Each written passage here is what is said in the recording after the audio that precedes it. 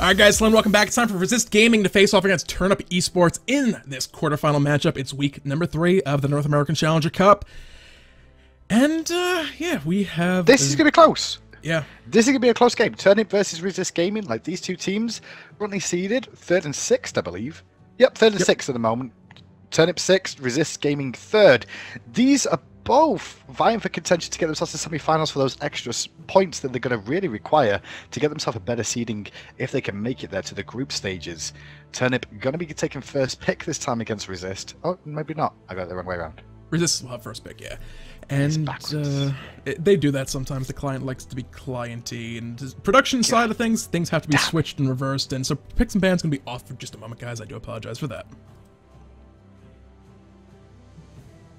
So, Bellona has been locked in his first pick for Resist Gaming. Across the way, we're going to see Turnip Esports volunteer for the Neith pickup here. Cabrakan second pick. I don't know what the love is all of a sudden for Cabrakan. He's not a terrible god by any stretch of the imagination, but if he gets behind, he's just a CC bot like any other Guardian CC bot would be. And he can have some bad matchups too, for the most part. But Neith being locked in is a kind of standard pick that you'll see coming out from Turnip Esports, especially when Bellona's taken off the table. I'm really surprised by the lack of Thorage so far over in North America. Apollo being looked at by Resist Gaming now, and if Turnip don't pick Thor here, I'm really confused about what happened to Thor in NA. No, it really just does, kind of, like I said before, it comes down to the fact that you can shut him down so easily. A huge chunk of his damage just comes from his Berserker Barrage, and there's so many gods in the jungle that can deal with him so well. You can just pick Thanatos against him and just pressure him constantly. Oh, you're trying to do damage to me? I'll use my Scythe, silence you, and I pretty much just win this fight outright. There's so many gods who can just invade him, apply pressure, and there's not much you can do about it. Well, they're really thinking about this is Polar Bear Mike for Turnip Esports about what they're going to be picking up for their third pick. I really think it should be thought. Ares again, okay. The love of Ares. What happened to NA's now playing Ares? What is this? My mind's broken. Ares. You've all fallen in love with Ares all of a sudden. We have. Did he just get released or something? Because like EU's been playing this for months. Almost years. Let's be honest. Amir just got banned out as well. Apparently, just no one has any more love for Guardians these days. No one wants to deal with them. They're so strong, so tanky, so powerful. Is it actually going to be? I think pretty much. Thor didn't get picked or banned. Are you serious? No, this has been the ongoing thing. I think we saw with Rankonius last weekend. We were touching on it. We were like in the semifinals. We finally saw a first Thor pick come out. He wasn't even picked or banned before that. He's just kind of fallen out of favor these days. That's just, I mean, another way to put it. We're not going to see him as Anhur Sobek getting locked in. And people will be happy about this one. Ho Yi getting hovered over right now. We'll see if that gets locked in for Resist Gaming. But yeah, crazy stuff coming out so far with these team comps. The double Hunter, double Guardian, of course, being the big, kind of the big meta thing at the moment. Both teams going to be looking for that. Sobek, Bellona, at least till mid game, Bellona is Guardian-esque in what she does. She's tanky, she's annoying, she's tough to deal with. A little bit different in the way she CCs. Yeah, she has the Eagle's Rally to jump forward. The Scourge for that disarm as well is quite nice. Maybe deciding against that possible double Hunter lineup. It's now Osiris getting hovered over and locked in. This is interesting. I mean, Osiris does do a lot of good work. With the tether, he's also going to reduce the amount of damage that the enemy team can do during team fights. If you look at the team fight potential out of those guys, Osiris can be very, very effective at A, reducing the damage, and B, being able to deal with these hunters that are going to be looking to deal a lot of damage in the fights. Don't forget he gets natural protections thanks to his passive against these hunters. So people like Osiris, people like Cabrakan are very, very good for different reasons at dealing with them. And that's why we might start seeing Osiris creep back into the meta once again. Resist Gaming, well aware of it. Yep, we'll see how they look to play this one out there here in just a couple minutes, guys. The anti-ghost timer is currently ticking its way down. As soon as we have the game available, we will be bringing it to you here on stream. It's week 3 of the North American Challenger Cup. We're in the quarterfinals. We'll be back with the game in just a few. Alright guys, hello and welcome back. Sorry for that stream dropping briefly, but we are now back and live. It's Turnip Esports facing off against Resist Gaming in this first game of this quarterfinal matchup. Well, probably the only quarterfinal matchup. This is only best of one series, and sometimes you just say stuff that doesn't necessarily make sense, Hindu. Well, we all do that from time to time, and that's the way it's going to be. It looks, though, like we're going to see an Anhur solo this game coming out from Turnip Esports. I expected it to be Apollo in the solo lane, but it looks like they're going to choose to go with the Anhur. I'm guessing because that's going to be against the Osiris. This has been a lane switch call, I feel, coming out from Turnip to deal with the Osiris pick. Osiris has an issue against gods that have displacement abilities, and what does Anhur bring to the table? He brings to the table that knockback, which is a displacement. So it's a good call from Turnip to switch this. Yeah, it'll work out pretty well for those guys. A little bit of an early invade consideration from Resist Gaming, but they were not able to find anything with Ares, with the Cabrakan. We talked about it a little bit last game. There's big, scary invade potential from that team. They have the Poseidon as well this time around, the root from Neith. If anyone had gotten caught initially, there was pretty much no chance of them actually escaping. But they didn't get caught, so they are alright. Well, let's see how this one's going to play out, because no invades once again. It appears this week in North America, week 3, we're not going to see any invades come out from the two teams. Omain going to tank up the red buff for his teammates across the way. Turnip going to be doing the speed buff too. Let's talk about lane matchups though. We just mentioned Osiris versus Anhur. This will pretty much be a farm lane for the most part. Osiris does have kill potential, but he's going to force the leap out of Anhur first of all. We do have an invade coming though. This could be a free blue buff. They're going to look for it. Do they have a hand of the gods available? They do indeed. They're going to look for the steal and find it. So that's going to be Osiris without that blue buff. He does not have anything either to deal with mana. Looking for a fight now, coming back and forth. Attacks coming in. Squid's taking a bit of poke on him. Pale Bellantine back a little. It's going to take some more poke. Pale's very good. Squid's going to get back to tower. They traded nicely there, the Turnip Esports, but they did lose their buff because of it. And you can see the work put in by Scream there to really cause some issues for them. But the aggression comes out again. This is a backwards and forwards. Is that to be very, very wary of those minions. Scream is low on health. He's going to have a health potion ticking away here, trying to stay alive. But once again, getting caught by the stun. The minion damage coming to play again. This solo lane with both jungler and solo lane are still here. They're constantly looking for this early first blood. Scream really cannot look to go back forward on this one. If he gets caught by stun, he's dead. Squid's going to be very, very careful as well now in this lane. This invade from Resist was very smart. They realized they were going to be against a Hunter who would not take Hand of the Gods. On top of that, we see Squid also pick up Death's Toll for the increased damage. The problem is that his mana sustain is not going to be as strong. He's expected to get his blue buff, and that's going to cause some issues. Tethers do connect, and Hudak comes in to secure that kill. So the aggression repeatedly coming out by Scream. Let's health bar get a little bit too low. First blood goes to Resist Gaming, so already Hudak's going to have that a little bit of experience advantage. He's level 4 to level 2. Squid's going to hit level 3 on this wave. He just did right there. But nevertheless, you don't want to find yourself a Hunter against that tanky Guardian who really don't have kill potential. You do not want that Guardian getting ahead and possibly finding kill potential on you.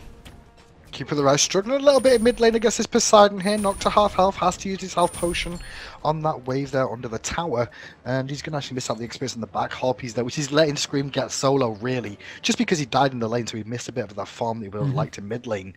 Hudak, though, will hit level 5 a little bit quicker now, so keep an eye on him looking for the all-in play. Because it's not too bad against someone like Isis, because Cabrakan has all-in potential on Isis, 100 to 0 mentality very, very early on. Taking a peek over at that left lane backflip forced up by Fear. No, oh man, wasn't even looking for the charge prayer right there. It's still up and available. Polar Bear Mike's been doing a good job as well with that Ares, applying those chains. The one time we saw him, managing to land all 3 into Oman, forcing a health potion to be used. Harpy's going to be spawning here in about 10 seconds. See, Oman's taking the long route through this jungle. He does not want to get caught in lockdown potential by Resist Gaming because they weren't sure where a couple of those guys were.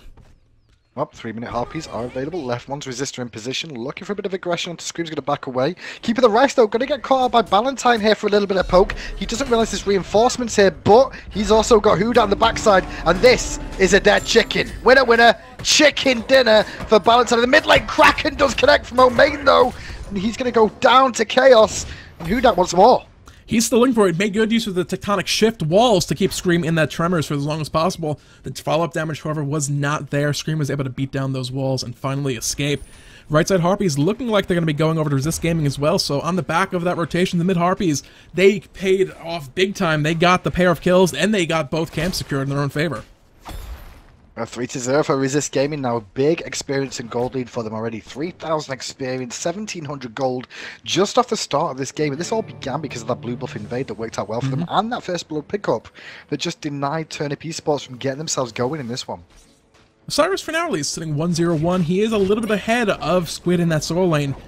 Squid late game, he is on her. He has that extra passive, essentially a free executioner passive for himself. He's going to be doing a lot of damage. He has that shifting sand steroids extra 20%, I believe, at max rank for anyone within the proximity of the pillar. He's going to be a factor later on, but the problem is going to be actually getting to that point. Bellontine's going to get to the point in just a little bit where you could potentially look to actually have kill potential on Squid. Maybe force, if you can force or bait that Disperse, follow up with Lord of the Afterlife, shut down any lifesteal that Squid does look for. Maybe if he rushed for that Assy after the Heartseeker. He has the anti-healing. If he can get in close, find a stun and all the slows, Squid's going to have a rough time staying alive.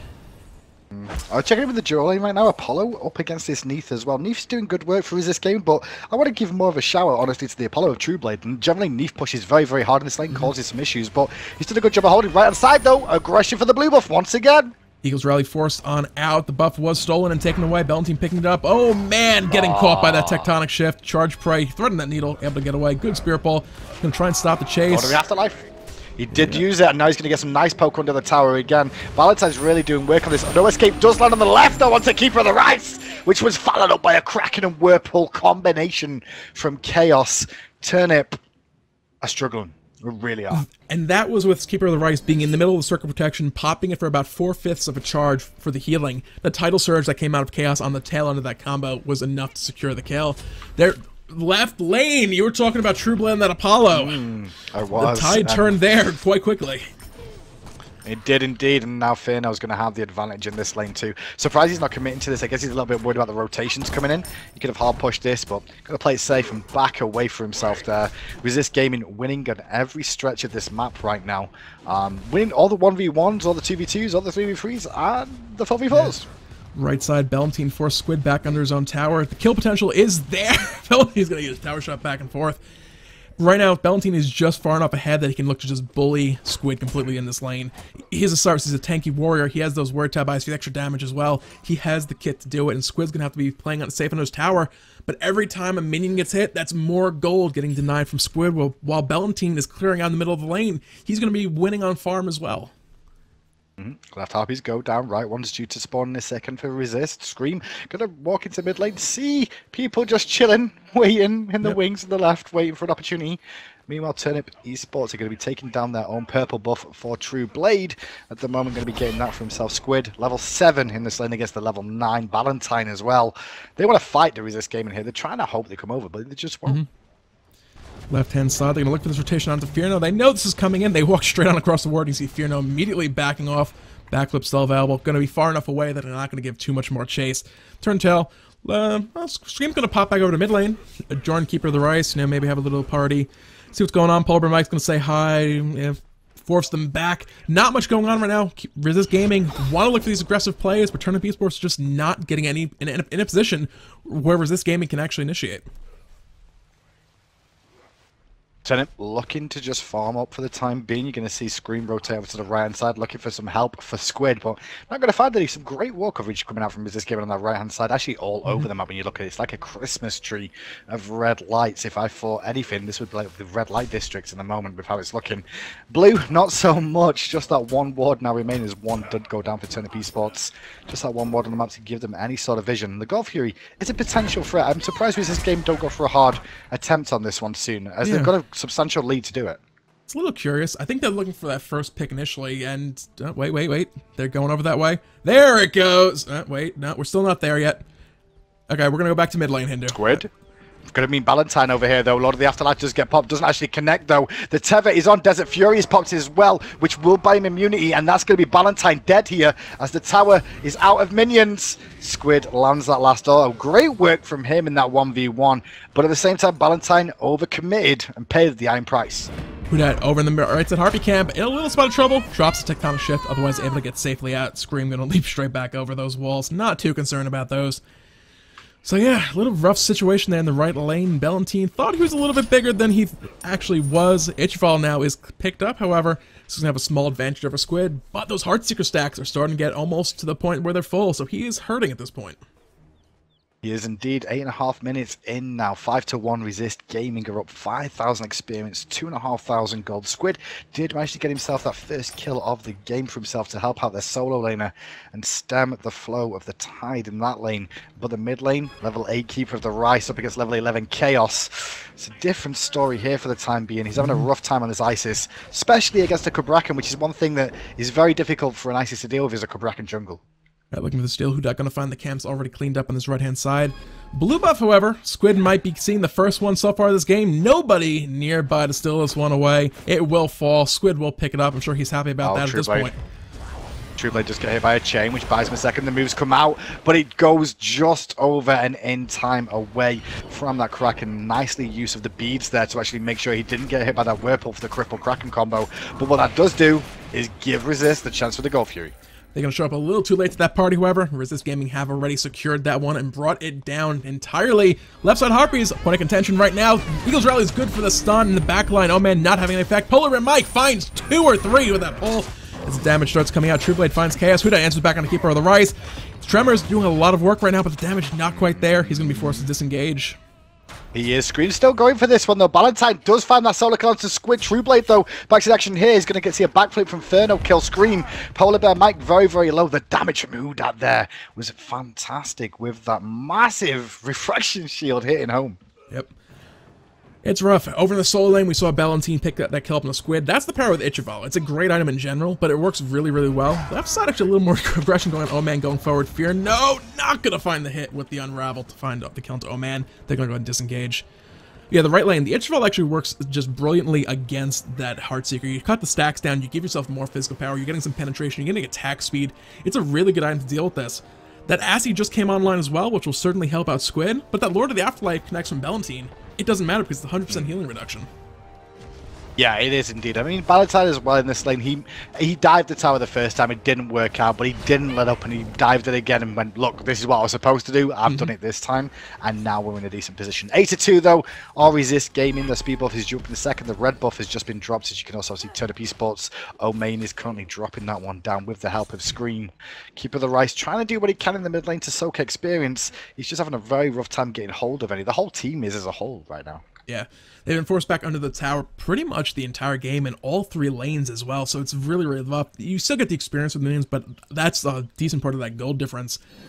Other than, actually, can I find the right button? Minion kills. You can kind of see the real big difference. It's 20-30 kills in addition for Resist Gaming on those Hunters. And the mid lane Poseidon by Chaos. It's a factor that's going to be a big issue going forward. Left side, a little bit of a fight. Trueblade going to get a nice Serenade, trying to keep himself alive, but Furio does secure that kill. Can't really look to get out of there. With Kraken does connect as well, and you're going to see Chaos try to bring down Omain, who has to use Lurk in the Wars to disengage. Right-hand side, Valentine is actually dealing with Scream. The Squid still trying to farm.